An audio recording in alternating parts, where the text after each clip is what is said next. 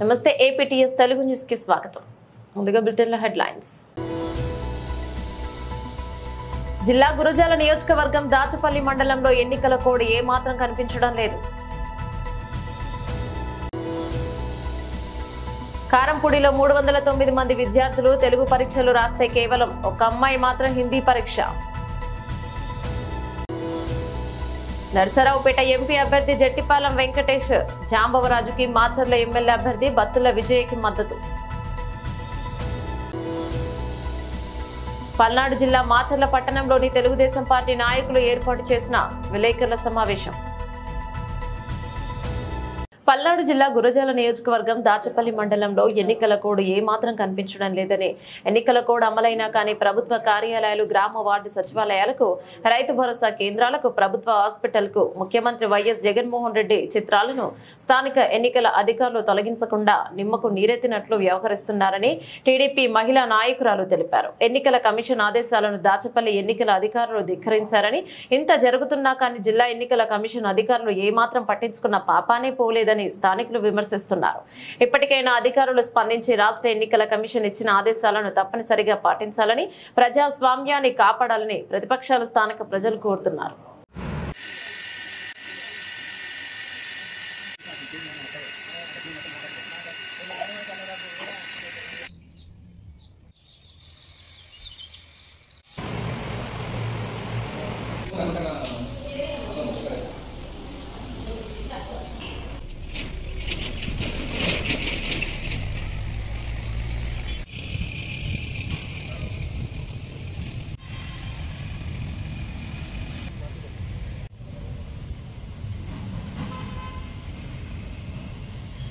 అందరికీ నమస్కారం.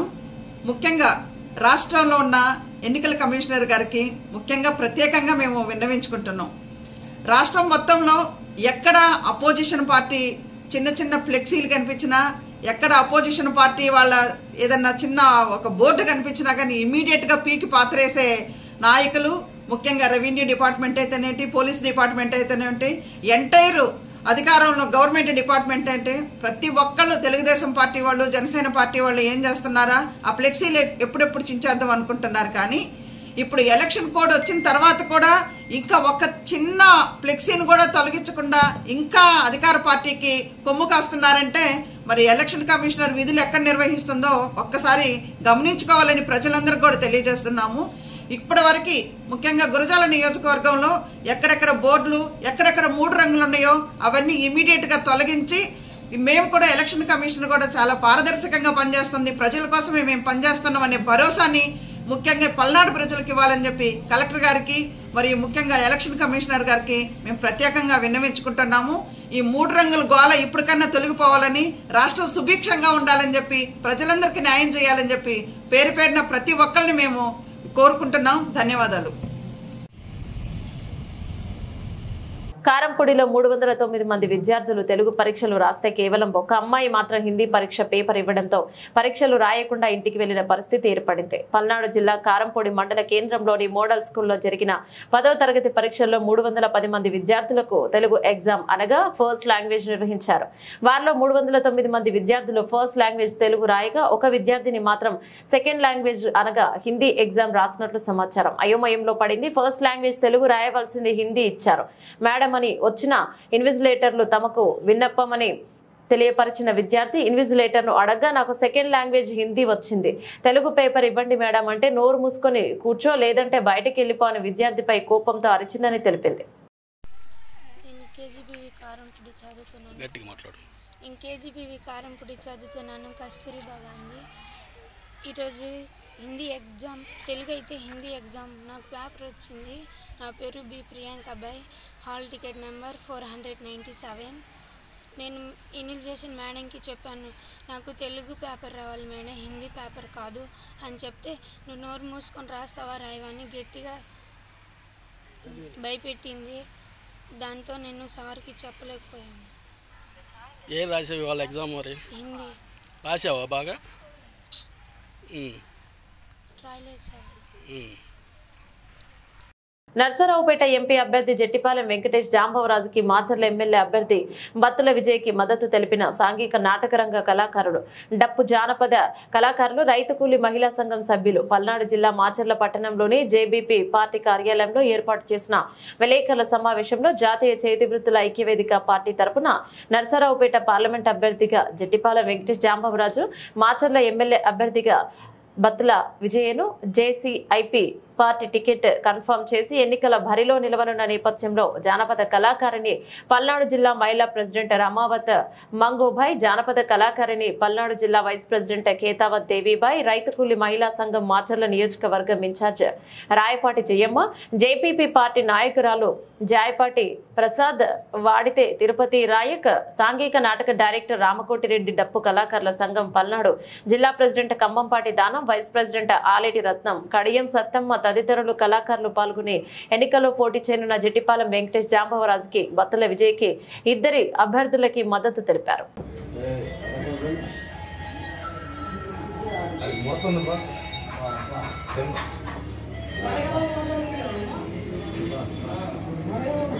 బహుజనుల ఐక్యత, బహు కళాకారుల ఐక్యత, రైతు కూలి మహిళల ఐక్యత, బహు కళాకారుల ఐక్యత, బహుజనుల నాయకత్వం, బహుజనుల నాయకత్వం.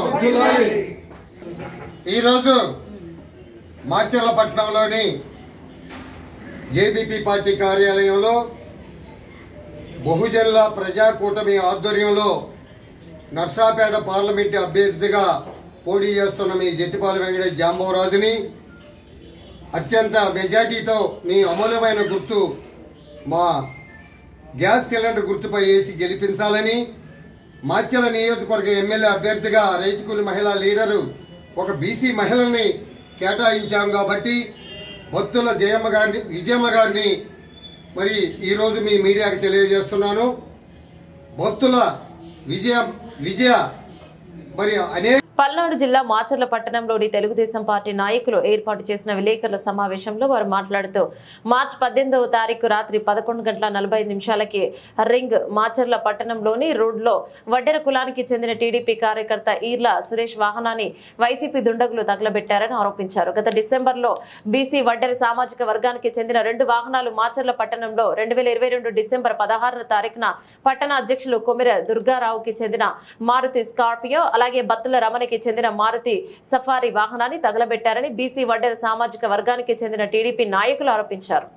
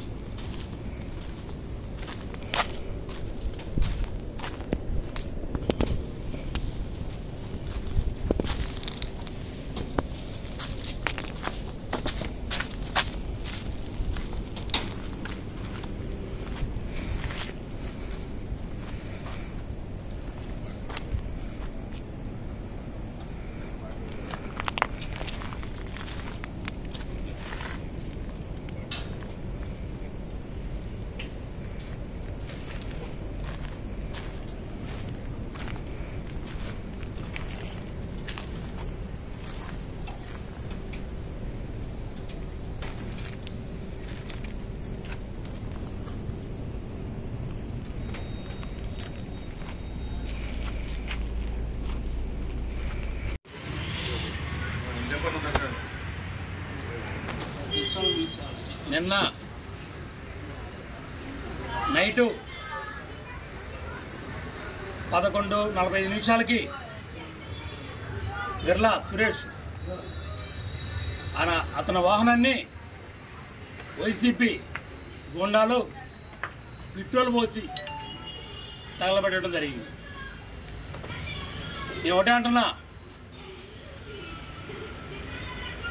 ఒడ్రోల్ని గత డిసెంబర్లో కూడా నా కారు పెట్రోల్ పోసి తగలబెట్టడం జరిగింది. బత్తుల రమణాని అతని కారు కూడా డిసెంబర్లో పెట్రోల్ పోసి తగలబెట్టింది. ఒకటి గుర్తుపెట్టుకోండి, ఒడ్రోళ్ళు అంటే ఏం చేశారు మిమ్మల్ని, వైసీపీలని. ఒకటి అడుగుతున్నా మన ఎమ్మెల్యే గారిని, సార్ నేనేం చేశామండి, మా కులం అంటే మీకు ఎందుకు అంత కచ్చా, మా ఒడ్రులు అంటే ఎందుకు మీకు అంత కచ్చా అంటే టీడీపీలో తిరిగితే మీరు కారులు తగలబెట్టడం, లేకపోతే బెదిరియటం, కేసులు పెట్టడం, కొట్టడం చేస్తారా?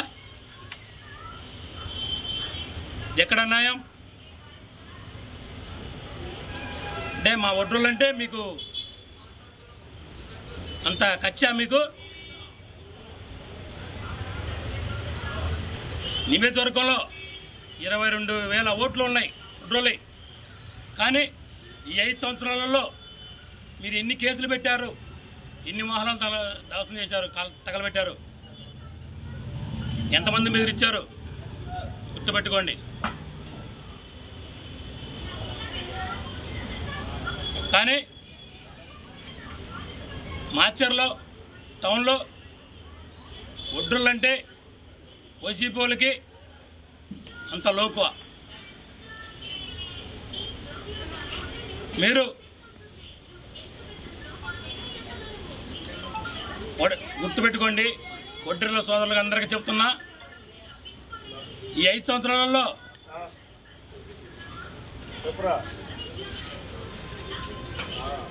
ఎంతమందిని బెదిరించారు, ఎన్ని వారాలు తగలబెట్టారు, ఎంతమంది బెదిరించారు, ఎంతమందిని కొట్టారు ఎందరూ తెలుసు.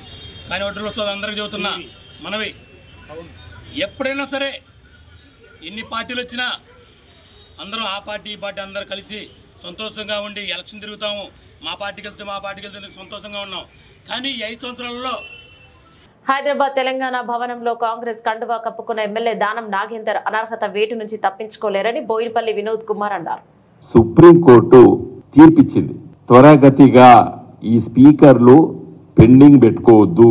ఈ 10వ షెడ్యూల్ చట్టంలో రాజ్యాంగంలో ఏముంది, యాజ్ ఎర్లీ యాజ్ పాసిబుల్ ఉన్నది. యాజ్ ఎర్లీ యాజ్ పాసిబుల్ అంటే త్వరగతిగా తొందరగా చేసేయాలి, కంపల్సరీ చేయాలని చెప్పి దాని ఒక ఆలోచన అని చెప్పింది. దురదృష్టవశాత్తు స్పీకర్లు ఏం చేస్తున్నారు, పెండింగ్ పెట్టుకుంటున్నారు.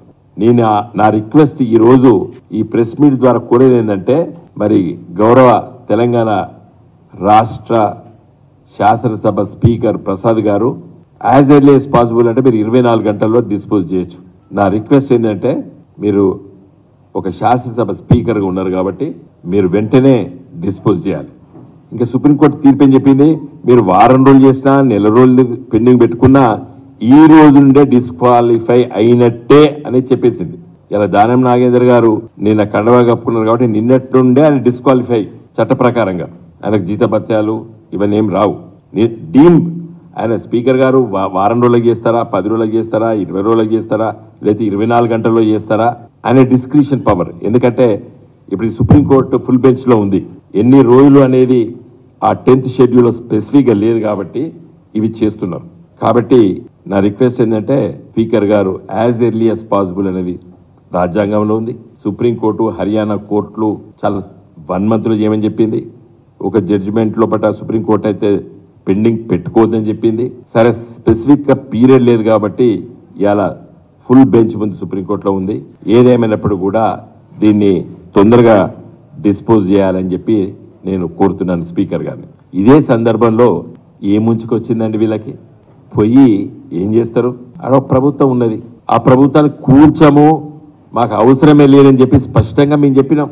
వాళ్ళే ఊహించుకుంటారు, వాళ్ళే ఊహించుకుంటారు. ఈ ప్రభుత్వం ఎవరన్నారు కూల్చామని ఎవరని లేదు, మీరే మాట్లాడుకుంటారు. ఇదే రేవంత్ రెడ్డి గారు ముఖ్యమంత్రి గారు ఈ మధ్యనే ఎక్కడ మాట్లాడిండు, అసలు రాజ్యాంగంలో ఇది పెట్టాలి, ఉరిదీయాలి, అసలు ఒక పార్టీలో గెలిచినోడు ఇంకో పార్టీ పోవద్దు అని ఒక బ్రహ్మాండమైన స్పీచ్ ఇచ్చిండు రేవంత్ రెడ్డి గారు. మరి నేను ఆయనే కండవా కప్పాడు, మన ముఖ్యమంత్రి అయిన తర్వాత ఇచ్చాడు, అసలు ఉరిదీయాలి, రాజ్యాంగంలో అట్లా పెట్టాలి, అసలు పార్టీ డిస్క్వాలిఫై ఇమ్మీడియట్ చేయాలి, పార్టీలు ఎట్లా మారుతారు అని చాలా విషయాలు చెప్పారు. వారు అనుకున్నారు వాళ్ళ పార్టీలు మారుతారు కాబట్టి ఆయన స్పీచ్ ఇచ్చిండు. వేరే పార్టీల నుంచి వెళ్ళి ఇప్పుడు లాక్కుంటాడు. రేవంత్ రెడ్డి గారు అసలు ప్రోత్సహించండి, మీకు మంచిగానే ఉన్నది మెజారిటీ, 5 ఏళ్ళు పరిపాలించండి. మీరు చూసుకోవాల్సింది ఏంటంటే మీ పార్టీలో ఉన్న వాళ్ళు పోకుండా చూసుకోండి, కాబట్టి నేను అనేది ఏంటంటే ఎట్లా పోతారండి వీళ్ళు టీఆర్ఎస్ గెలిచిన వాళ్ళు. నా రిక్వెస్ట్ ఏంటంటే నేను దయచేసి డిఫెక్షన్స్ను ప్రోత్సహించకండి. నా రిక్వెస్ట్ ఏంటంటే సుప్రీంకోర్టు చాలా స్పష్టంగా చెప్పింది, ఏ రోజైతే పార్టీ మారినట్టు ప్రకటన చేసినా కండవా కప్పుకున్నా ఆ నిమిషం నుండే డిస్క్వాలిఫై అని చెప్పేసింది. అది చట్టం అది. కాబట్టి ఇంకెందుకు వెళ్ళేటి చేయాలి స్పీకర్ గారు. 2011లో బీఎస్పీ ఎమ్మెల్యే సమాజ్వాదీ పార్టీ మీటింగ్కి వెళ్ళి కండవా కప్పుకుంటేనే డిస్క్వాలిఫై చేసిండ్రు స్పీకర్. ఆయన పార్టీ మారినట్టు కూడా చెప్పలేదు. బిహేవియరల్ యాటిట్యూడ్, నీ ప్రవర్తన అట్లుంటే కూడా డిస్క్వాలిఫై చేయమని చెప్పింది చట్టం, చెప్పింది సుప్రీంకోర్టు చెప్పింది. 2011లో జరిగింది. ఆడ మాయావతి గారు ఆడ ఉన్న సందర్భంలో కూడా వాళ్ళ పార్టీ క్యాండిడేట్. కాబట్టి నా రిక్వెస్ట్ ఏంటంటే మా పార్టీ ఎమ్మెల్యేలు ఎవరు కూడా పోతారని ఎవరు అనుకోవడం లేదు, ఎవరు పోరనుకున్నారు. దురదృష్టవశాత్తు దానం నాగేందర్ గారు పోయినరు. పనులు అయితే కావు, ఏమవుతుంది? మన ప్రజల వైపున ఉండాలి కదా. ప్రజలు గెలిపించారు కదా, గెలవచ్చు ఓడిపోవచ్చు, ఏముంది దాంట్లో. ప్రజాస్వామ్య వ్యవస్థలో అధికార పక్షం ఎంత గొప్పదో ప్రతిపక్ష పాత్ర కూడా అంత గొప్పది. విశాఖ నగరంలో క్రైస్తవులకు చెందిన 500 కోట్ల విలువైన భూమిని విశాఖ ఎంపీ ఎంవివి సత్యనారాయణ అన్యాయంగా ఆక్రమించుకున్నారని, దీనిపై న్యాయస్థానంలో కేసు వేస్తానని ప్రజాశాంతి పార్టీ అధ్యక్షుడు కేఏ పాల్ అన్నారు. విశాఖలోని రైల్వే న్యూ కాలనీలో ఉన్న పార్టీ కార్యాలయంలో ఏర్పాటు చేసిన మీడియా సమావేశంలో ఆయన మాట్లాడుతూ ఎంపీని జైలుకు పంపే వరకు తన పోరాటం ఆగదన్నారు. 5 లక్షల కోట్ల అవినీతి చేశారన్నారు. ఎన్టీఆర్ కు భారతరత్న కోసం తాను 10 ఏళ్లు పోరాటం చేస్తున్నానని, చంద్రబాబు మోసగడని ఎన్టీఆర్ పదే పదే చెప్పేవారని గుర్తు చేశారు. అన్నట్టు వింటున్నారా వింటున్నారా వింటున్నారా ముద్రగడ పద్మనాభం రా అన్న పవన్తో కలుస్తానన్నాడు. అప్పుడే చెప్పాను, ఇంటికి వెళ్ళాను. ఇప్పుడు కనుక సత్యం చెప్తున్నాను, నేను పవన్తో కలుస్తానని. నేను పవన్ చంద్రబాబు బీజేపీతో లేదు సార్, మన కాపు బిడ్డ అమ్ముడు పోడి సార్ అన్నాడు. ఆయనేమో పవన్ ఏమో ఎవరికి అమ్ముడు పోయారో మీకు తెలుసు, ముద్రగాడేమో ఎవరికి అమ్ముడు. ఇలా కాపు నాయకులు, ఇలా వీరులు శూరులు. ఒకడే ఒక వీరుడు, ఒకడే ఒక శూరుడు, ఒకడే ఒక రియల్ ప్రపంచ హీరో. మీకు హీరో కావాలా, యాక్టర్స్ కావాలా? ప్రపంచాన్ని ఒడికించినోడు కావాలా? 5 లక్షల కోట్లు దానం చేసినోడు కావాలా? కన్నీరు తుడిచేవాడు కావాలా? 700 కంపెనీలు తెచ్చినోడు కావాలా? విశాఖపట్నాన్ని బెస్ట్ సిటీ ఆఫ్ ద వరల్డ్గా చేసినోడు కావాలా? లేదా ఆ 2 కుల, ఆ 2 కుటుంబ పాలన కావాలి? ఇక్కడ భరత్ను పెడుతున్నారు టీడీపీ వాళ్ళు. వాళ్ళ తాత ఎంపీ కదండి. తమ్ముడు భరత్, నువ్వు నిలబడొద్దు, నా పంచులు తట్టుకోలేవు, నేను ఇంక స్టార్ట్ చేయలేదు. మీ తాతే ఏమి చేయలేకపోయాడు, నువ్వేం చేస్తావు ఇక్కడ? నువ్వు బాలకృష్ణ అల్లుడు వాట. మొన్నటి వరకు బాలకృష్ణ ఎవడో తెలియదు, 2019 వరకు. మొన్న నేను ఫ్యూనరల్కి వెళ్తే ఎంతో గౌరవంగా విజయసాయిరెడ్డి బాలకృష్ణ నన్ను రిసీవ్ చేసుకున్నాను. మీ మీద నెగిటివ్ చెప్పను, కానీ నాకు ఈ ఒక్క అవకాశం ఇచ్చేసాయి తమ్ముడు. నీకు రాజ్యసభ కావాలంటే అమిత్ షాతో చెప్పి నీకు ఇప్పిస్తా, 13 పార్టీలతో చెప్పి. నాకు వ్యతిరేకంగా నువ్వు పోటీ చేయొద్దు భరత్ తమ్ముడు. జేడీ లక్ష్మీనారాయణ మాదిరిగా తీసుకో, మంచి రిటైర్డ్ ఐపీఎస్ ఆఫీసర్ గారిని మాదిరిగా తీసుకో. ఆయన ఎందుకు పోటీ చేయట్లేదు?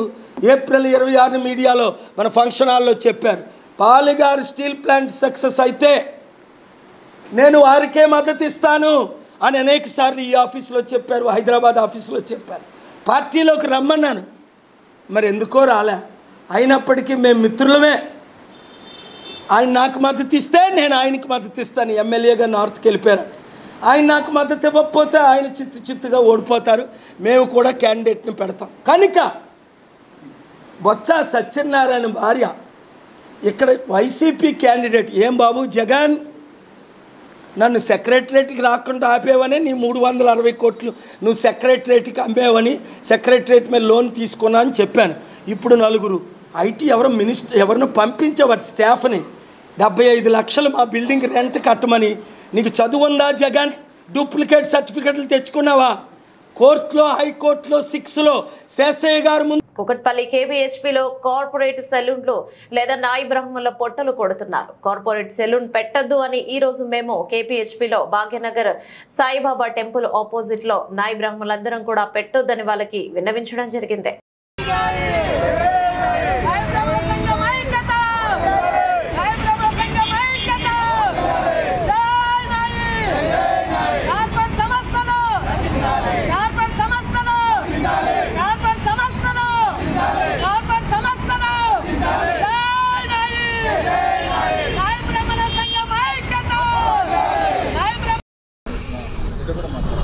ఈరోజు సమావేశం ఏంటంటే KBHP colony Kukatpally KBHP colony భాగ్యనగర్లో సాయిబాబా టెంపుల్ ఎదురుగా ఒక కార్పొరేట్ సంస్థ వాళ్ళు నూతనంగా ఒక సెలూన్ ఏర్పాటు చేస్తున్నారు. దానికి మేము ఎప్పుడో ఒక 10 days బ్యాక్ చెప్పాము ఆల్రెడీ వద్దని కూడా. మేము వద్దనం కూడా ఇంకోటి ఎవరు షాప్ మీదకి వచ్చారో వాళ్ళ షాప్ల మీద దౌర్జన్యంగా వాళ్ళకి కొట్టడానికి వెళ్ళారు, కొట్టిరు కూడా. ఇది అన్యాయం కదా. మేము వాళ్ళకి ఏమనకుండా ఈరోజు వెళ్ళి చిన్న టెంట్ వేసుకొని పెట్టద్దు, మా డిస్టెన్స్ ప్రకారము మీరు రూల్స్ పాటించండి అని ప్రేమతో చెప్పడం జరిగింది. దానికి అనుగుణంగా వీళ్ళు పోలీసులను పిలిపించి మా మీద దౌర్జన్యంగా కేసులు పెట్టాలని చూస్తున్నారు వీళ్ళు. దీనికి రాజకీయాలు కానీ పోలీస్ వ్యవస్థ కానీ మీ విలేకరులు కానీ మాకు ఎల్లప్పుడూ అండగా ఉండాలని చెప్పి నేను కోరుకుంటున్నాను. బులెటిన్ ముగించే ముందు హెడ్లైన్స్ మరోసారి. జిల్లా గురజాల నియోజకవర్గం దాచపల్లి మండలంలో ఎన్నికల కోడ్ ఏమాత్రం కనిపించడం లేదు. కారంపూడిలో 309 మంది విద్యార్థులు తెలుగు పరీక్షలు రాస్తే కేవలం ఒక అమ్మాయి మాత్రం హిందీ పరీక్ష. నర్సరావుపేట ఎంపీ అభ్యర్థి జట్టిపాలెం వెంకటేష్ జాంబవరాజుకి, మాచర్ల ఎమ్మెల్యే అభ్యర్థి బత్తుల విజయ్కి మద్దతు. పల్నాడు జిల్లా మాచర్ల పట్టణంలోని తెలుగుదేశం పార్టీ నాయకులు ఏర్పాటు చేసిన విలేకరుల సమావేశం. ఇవి బులెటిన్లోని అప్డేట్స్. మరో బులెటిన్లో మళ్ళీ కలుసుకుందాం. అంతవరకు సెలవు. నమస్తే.